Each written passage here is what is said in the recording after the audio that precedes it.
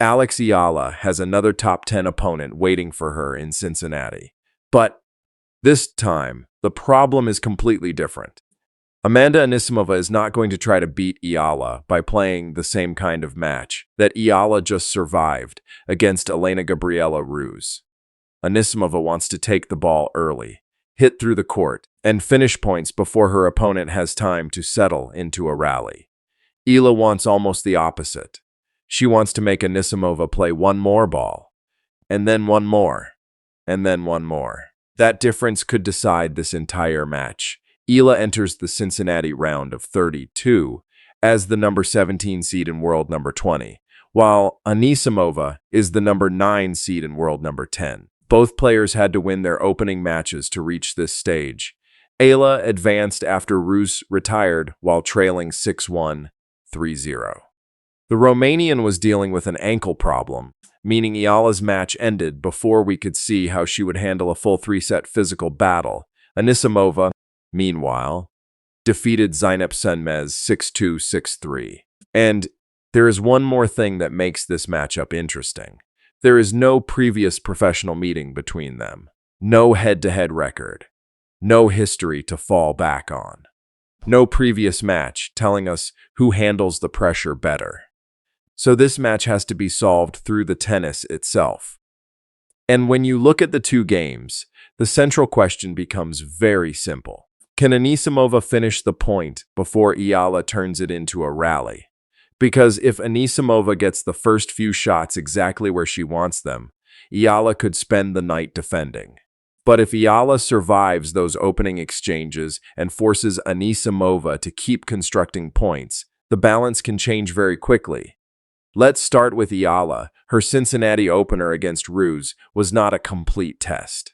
Ruse was clearly struggling physically, and the retirement came with Eala already comfortably ahead. So we should not look at that result and pretend it proves Eala is suddenly unbeatable. It doesn't.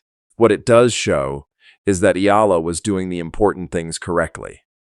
She was putting pressure on return. She was not giving away unnecessary free points. And she was controlling the match before Ruse's physical problem ended it. That discipline matters against Anisimova because Eala cannot afford to give the American easy opportunities. Anisimova's entire game becomes more dangerous when she receives a short ball. Give her a comfortable ball around the middle of the court, and she can step inside the baseline, take it early, and redirect it with serious pace. That is where the danger starts. Anisimova does not necessarily need a 20-shot rally to beat you. She wants the opposite. Far, return, first strike, finish. And that creates the first major battle of the match. Eala's second serve against Anisimova's return. Eala is not trying to win this match with overwhelming serve speed. Her serve is much more about placement, variation, and giving herself the first forehand.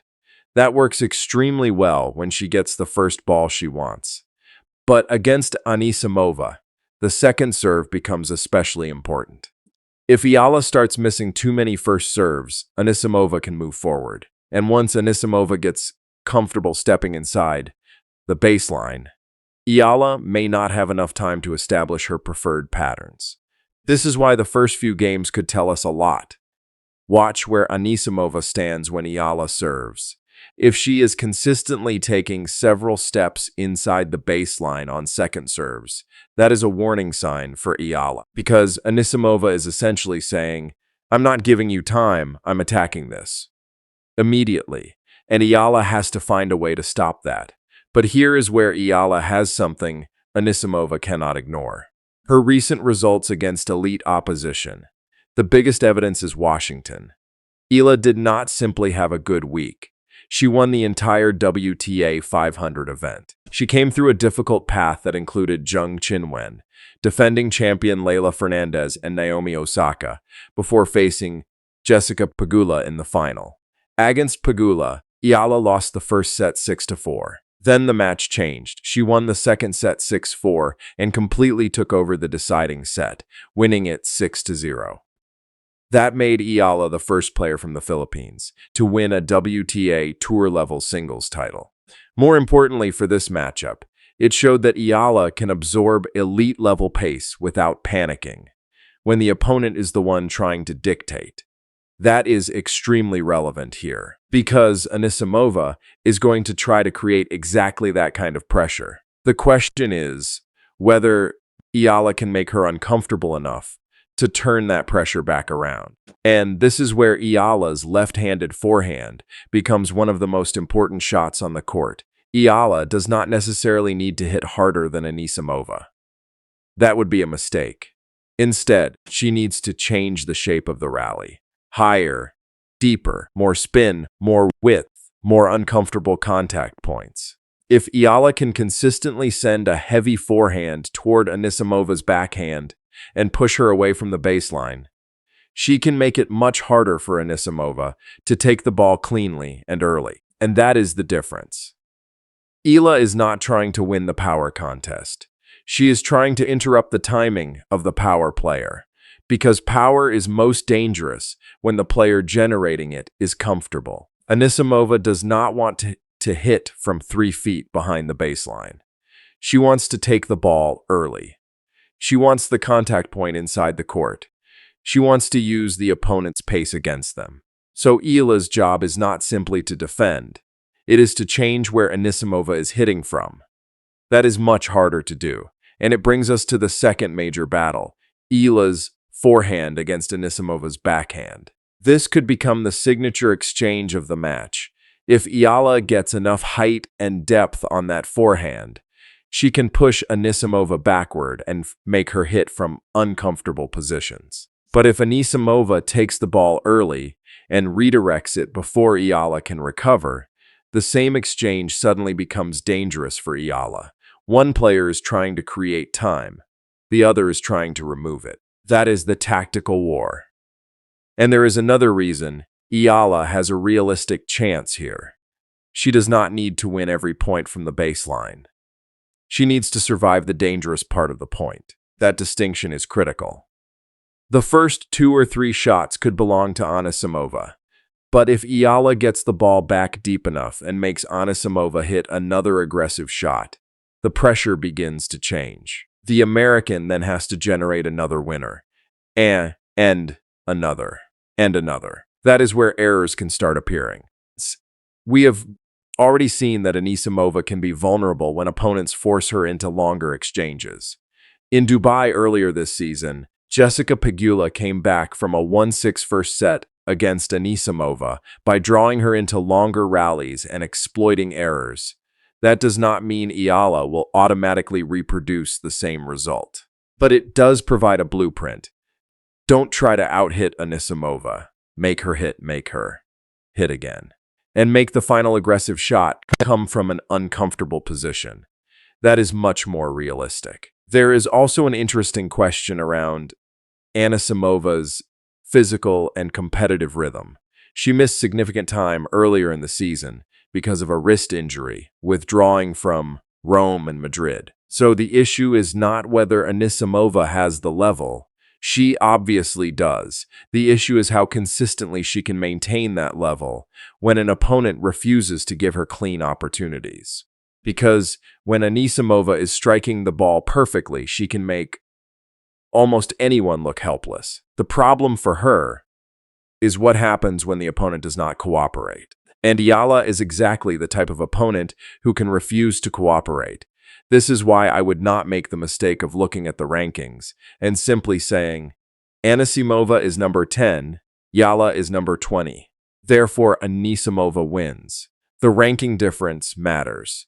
The seed difference matters. But the matchup matters more. And this matchup has a very clear pressure point, the serve +1 pattern. If Anisimova serves well, gets a short return, and hits her first forehand from inside the baseline, Eala is immediately in trouble. But if Eala gets enough depth on the return, forces Anisimova behind the baseline, and then starts working the forehand to backhand pattern, the point becomes completely different. That is why the return games could be just as important as the service games. Eala needs to make Anisimova uncomfortable on second serve. She does not necessarily need to crush the return. She needs to put the ball in play with enough depth that Anisimova does not receive an easy first strike, and Anisimova has to be careful on her own second serve, because Eala is an excellent returner and has consistently shown that she can pressure second serves. The numbers behind Eala's return game are one reason this is not a straightforward matchup. She has been among the stronger second serve returners on tour, and her ability to get the ball back in play creates exactly the kind of longer point she wants. So both players are going after the other's second serve.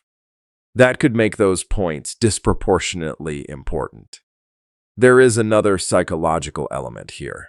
Eala is no longer entering this tournament simply hoping to prove she belongs. That phase is changing.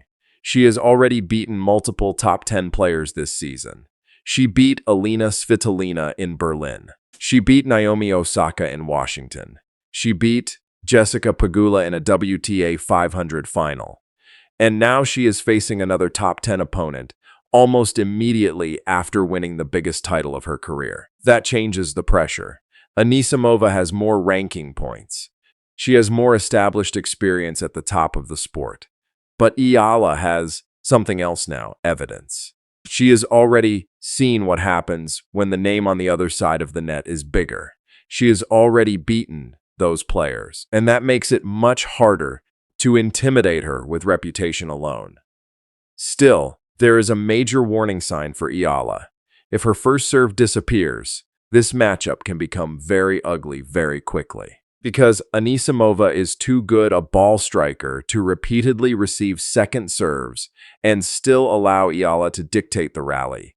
Eala cannot spend the match starting points from a defensive position. She needs enough first serve consistency to prevent Anisimova from camping on that second ball.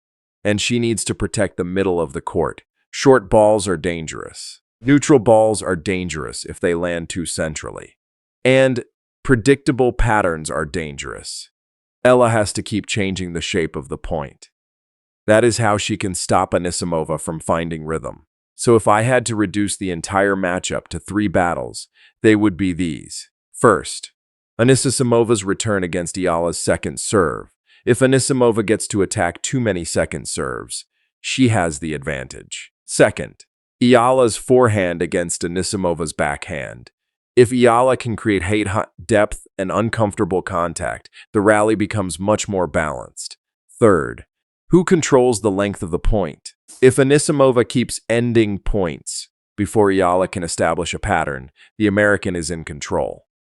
But if Eala repeatedly survives the opening attack and forces Anisimova to hit another aggressive shot, the match starts moving toward Eala. And that gives us the most important question of all. How often can Eala make Anisimova hit the 4th shot? That is the number I would watch. Not because 4 shots is some magical statistical threshold. It isn't. But because it represents the transition from Anisimova's preferred first strike tennis into the type of extended exchange, where Eala has more opportunities to use her movement, defense, spin, and consistency. If Anisimova is finishing points before that stage, I would favor her. If Eala keeps dragging points beyond the initial attack, I think this becomes a completely different match. So who wins? I would not call this a high-confidence pick. Anisimova has the more explosive first strike game. She has the ranking advantage. She has the ability to take the racket out of Eala's hands before the rally even develops. But Eala has already demonstrated something extremely important during this North American hardcourt swing. She can survive elite power. She can recover after losing momentum. And she can turn a match around when the opponent starts believing they control the court. That makes this much closer than the rankings suggest. My pick is Alex Eala to win in 3 sets, something like 6-4, 3-6, 6-4, but the scoreline is less important than the condition behind it. Eala wins if she can force Anisimova to play a match she does not want to play. Longer rallies, more defensive resets, more second and third attempts to create winners. More points where Anisimova has to hit one extra aggressive shot. If that happens consistently, Eala has a real path to another major win. But if Anisimova is taking the ball early, attacking the second serve and finishing points in the first few exchanges, Eala could spend the entire match trying to recover. And that is why this may be one of Eala's most interesting tests of the season. Not because Anisimova is simply another top 10 name, but because she presents a completely different problem. Eala has already shown she can beat elite players. Now she has to show she can solve different styles. And against Anisimova, the solution is not to hit harder. It is to take away time, take away easy balls, take away the comfortable first strike, and force Anisimova to play one more ball, then one more, and one more. If Eala can do that, I like her chances of reaching the round of 16. If she cannot, Anisimova probably takes control. This match may ultimately come down to one simple question. Can Alex Eala turn Amanda Anisimova's first strike into a rally? If the answer is yes, this could become another major statement from Eala. If the answer is no, Anisimova has the weapons to end the story very quickly.